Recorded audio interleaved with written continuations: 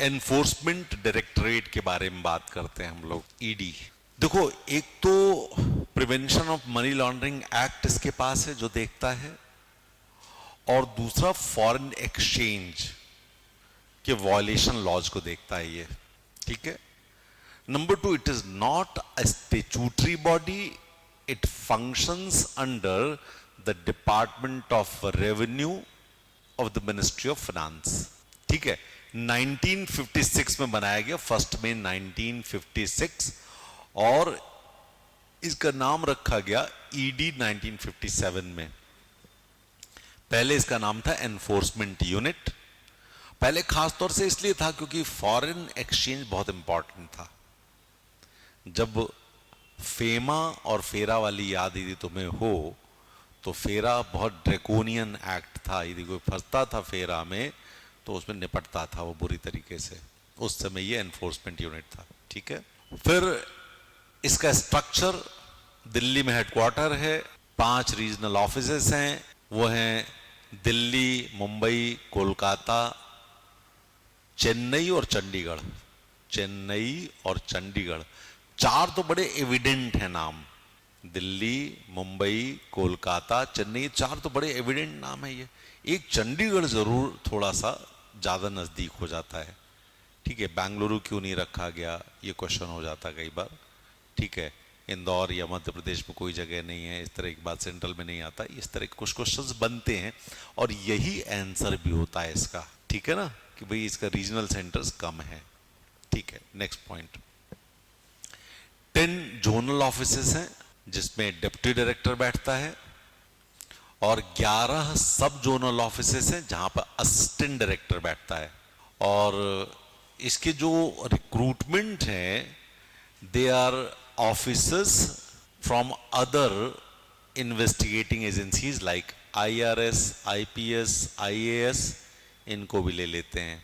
Tenure 2 years, और director का tenure 2 साल से 5 साल तक बढ़ाया जा सकता है।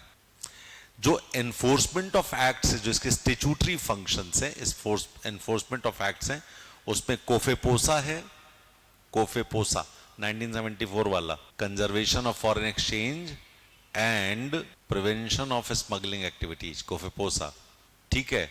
Then FEMA, foreign exchange management act 1999, then PMLA, prevention of money laundering act 2002, और 2018 का FEOA,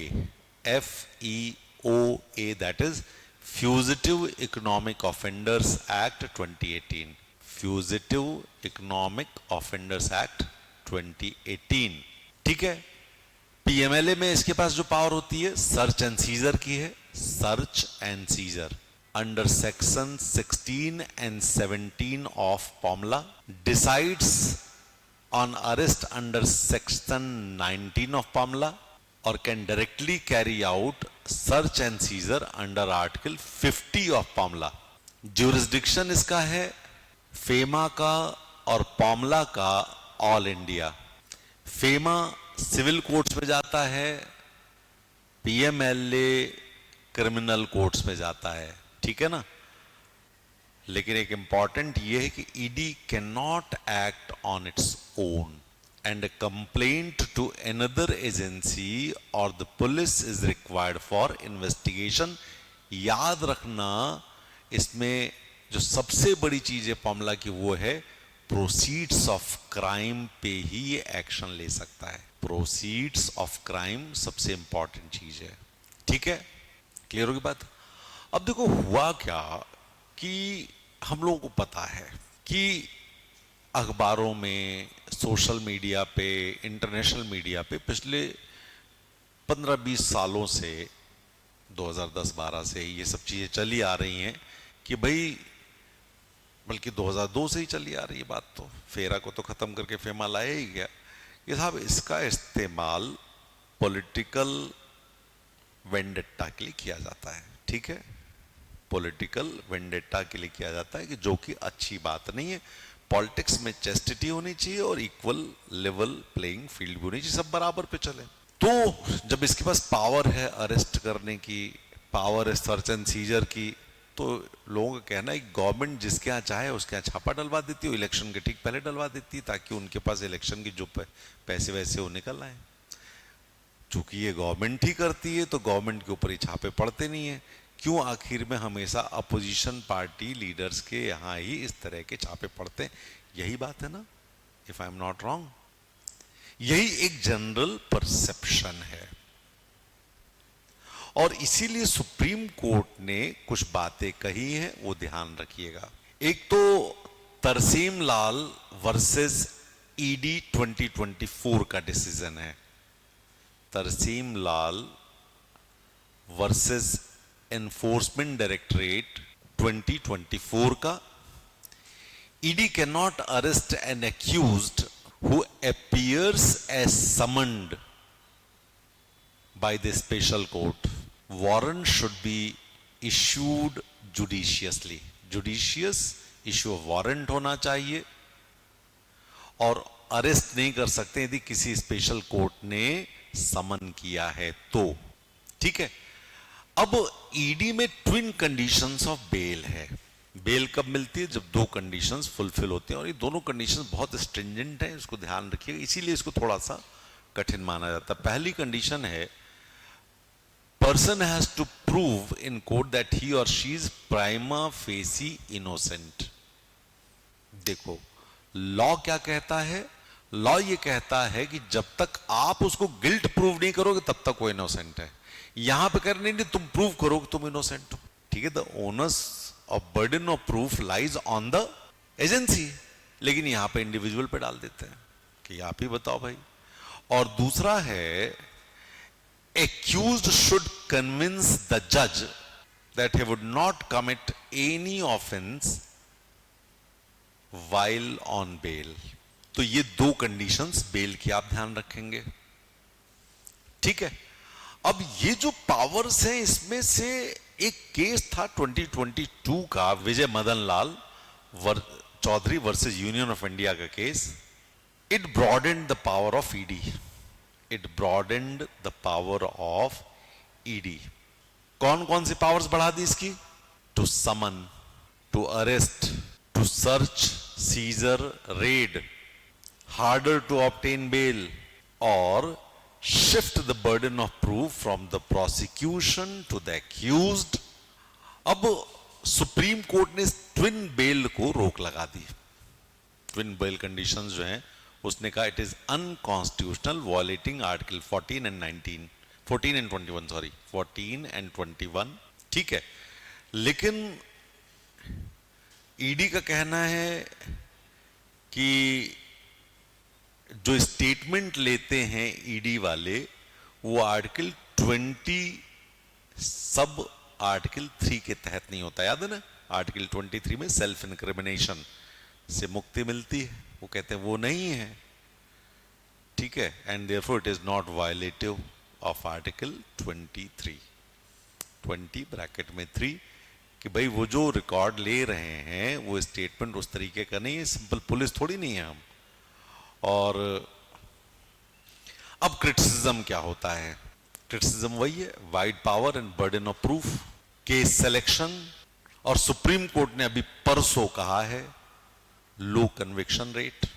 उसने कहा कि आपको अपने अंदर झांकने की जरूरत है, selective investigations and political bias.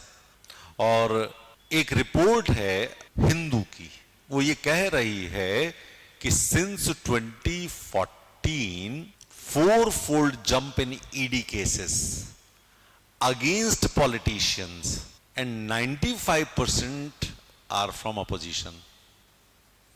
95% are from opposition. ठीक है, दूसरा रेट्रोस्पेक्टिव एप्लीकेशन ऑफ पामला, मतलब आपने 2000 में कोई कांड किया हो उसका भी कह दिया जाएगा।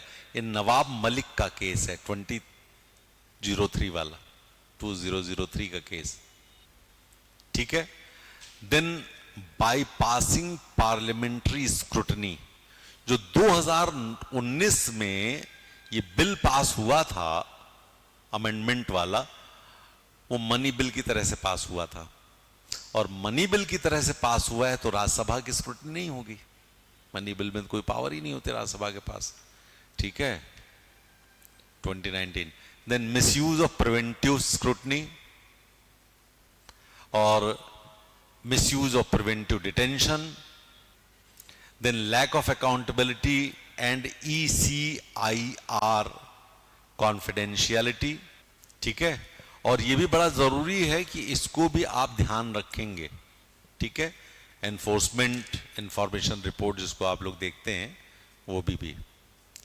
Then searching, seizing, investigating, attaching, these are all blanket powers, clear.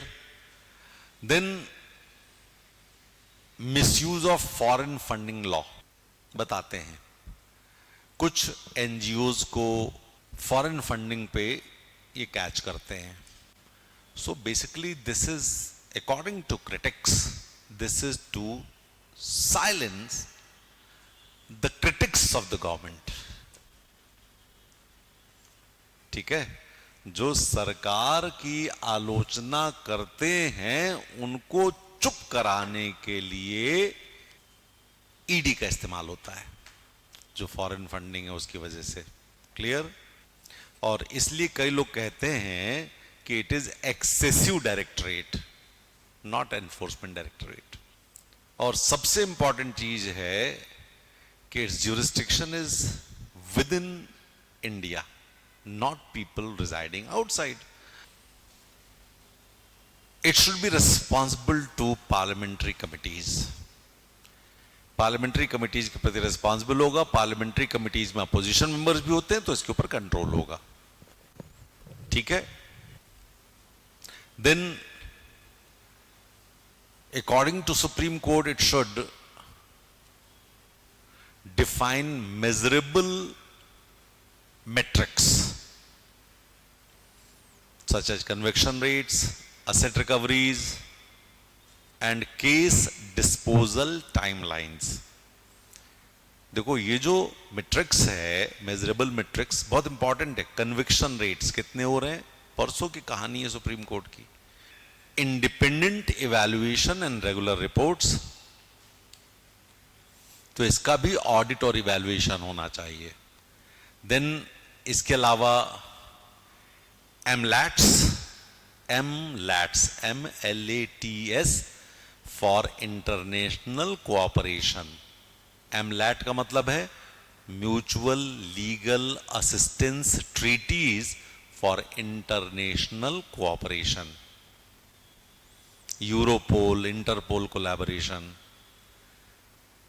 फिर जो तुम लिखते हो हमेशा वो लिख दो, ट्रांसपेरेंसी, अकाउंटेबिलिटी लिखो, रिसोर्स एलोकेशन लिखो, स्पेशलाइज्ड यूनिट्स दी जाए इसको, साइबर क्राइम, फॉरेंसिक, ठीक है।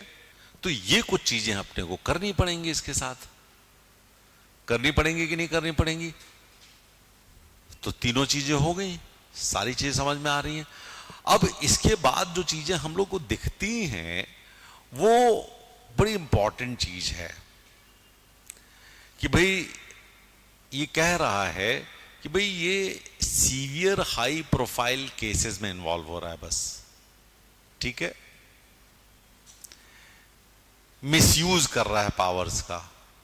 लेकिन इसकी एक बड़ी इंपॉर्टेंट चीज भी है, वो ये है कि फाइनेंशियल डिसिप्लिन को मेंटेन कर रहा है ये, both within and outside government. It is a deterrent against corruption और commitment to international norms against money laundering and terror funding.